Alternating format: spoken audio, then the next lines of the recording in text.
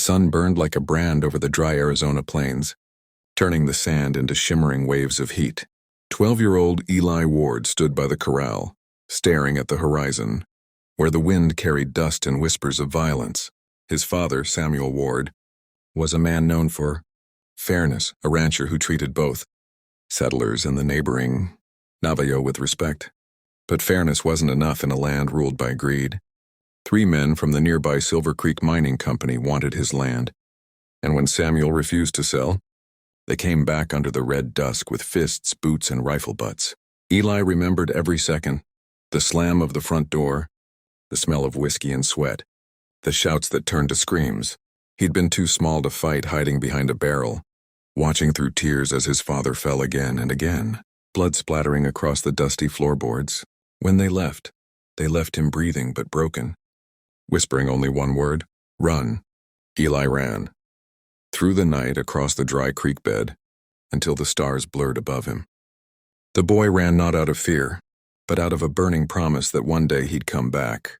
By dawn, he reached the land of the Navajo, the people his father had always respected. Years ago, Samuel had traded horses with them and helped them rebuild a corral after a flood. They knew him as White Fox, the man who kept his word. When Eli stumbled into their camp, exhausted and covered in dust, the warriors recognized him. The old chief, Atsidi Nez, stepped forward, his eyes sharp as obsidian. "You are the son of White Fox," he said, in a deep voice that echoed like thunder over the desert. Eli nodded, tears cutting through the dirt on his face. "They hurt him," he whispered, voice trembling. "They left him for dead." Atsidi's jaw tightened. "Then you are not a boy now. You are a warrior who has lost his blood, and a warrior who loses blood must find honor again." Eli stayed with the tribe for months. He learned to ride bareback under the red cliffs, to track by moonlight, and to read the wind as if it were a language. The Navajo taught him silence, patience, and strength, the kind that doesn't come from anger but from purpose.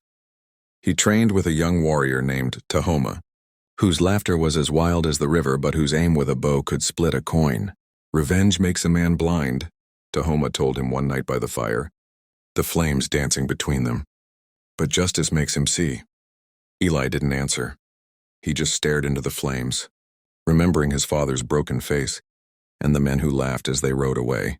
Every morning he rose before dawn, climbing the ridges overlooking Monument Valley. He would watch the sun rise and whisper to it, "Not yet, Pa, but soon." The people came to respect him, and the white boy who carried himself like one of their own, who spoke their words with honor. He earned a name among them, Ashkitse, Boy of Stone, for his silent endurance and the fire that never dimmed in his eyes.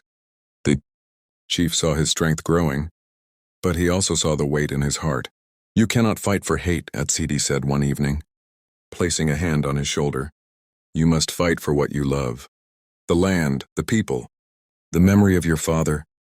That is the way of the warrior." A year passed before Eli returned to the ranch. The buildings stood half-burned, the fields dry and lifeless. But Samuel Ward still lived, barely. The old man sat on a chair outside the ruined cabin, face pale and eyes dim but alive. When Eli dismounted, the father looked up and smiled weakly. "Knew you'd come back, boy," he rasped. "Didn't think you'd grow taller than the fence, though." Eli knelt beside him, his hands shaking. "I couldn't protect you," he said, voice cracking. "But I will now." Samuel gripped his son's wrist with a trembling hand. "Don't lose your soul doing it," he whispered. "Revenge is easy, justice, that's harder." Then his father coughed, the sound harsh and hollow, and Eli's heart hardened like the stones of the mesa. Over the next days he worked silently, repairing what he could: the corral fence, the water troughs, the graves of the cattle killed during the raid. Every night he watched the northern horizon, where the Silver Creek men still ruled, their guns gleaming under the moonlight. He knew they'd never stop. To them, his land was profit. To him, it was sacred. One morning, as he saddled his horse, his father called out from the porch, voice weak but steady. "Eli," he said, "whatever you do next, remember, don't ride alone." Those words echoed in his mind when he rode back toward the red mesas. The Navajo greeted him as a brother. He told them what had happened, the cruelty, the greed, the pain. Silence followed his words. Then Chief Atsidi rose. "White Fox's son calls for honor," he declared. Then the people will answer. One by one, warriors stood, men who had fought to protect their own lands, who knew the weight of injustice.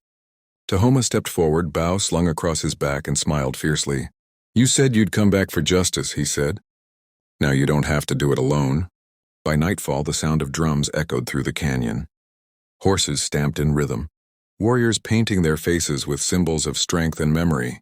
The desert air trembled with the energy of hundreds of riders preparing to ride for honor, not revenge. Eli stood among them, his heart beating in time with the drums. For the first time, he didn't feel like a boy. He was Ashkitse, the boy of stone, and he carried not just his father's pain, but the spirit of 400 warriors who believed in him. As the first light of dawn touched the mesas, Eli mounted his horse. The horizon glowed red, like the earth itself was remembering blood. He turned once toward the east, whispering a prayer to the rising sun, for his father, for justice, for peace. Then he raised his hand, and the thunder of 400 hooves filled the valley. The boy who had once run away was now leading an army back home. The sun rose like a fiery blade across the crimson cliffs, washing the desert in gold. Eli sat astride his horse at the head of 400 Navajo warriors. The wind carried the low rumble of hooves, the sound swelling like distant thunder. Every man rode with purpose, their faces painted, their eyes sharp with resolve. Behind them, dust billowed like smoke from an ancient fire. The air felt alive, as if the land itself was waiting for what would come next. Eli's heart pounded with each stride. This was the moment he'd dreamed of since that night of terror. He wasn't the broken boy who had watched helplessly while his father bled. He was the storm that followed the silence. They rode until the horizon split open into the valley of Silver Creeks, a place where greed had taken root deeper than any well. The mining camp sprawled across the plain, dotted with tents, wagons, and armed men guarding their ill-gotten riches. Eli stopped at the ridge overlooking it all. The morning sun gleamed off metal roofs and rifles. Somewhere below, the 3 men who had nearly killed his father were laughing, believing they had buried the past. They had no idea the past was riding toward them. Chief Atsidi drew up beside Eli, his horse snorting clouds of dust. Are you ready, boy of stone? He asked, voice deep and steady. Eli nodded. I'm not here to kill, he said, his jaw tight.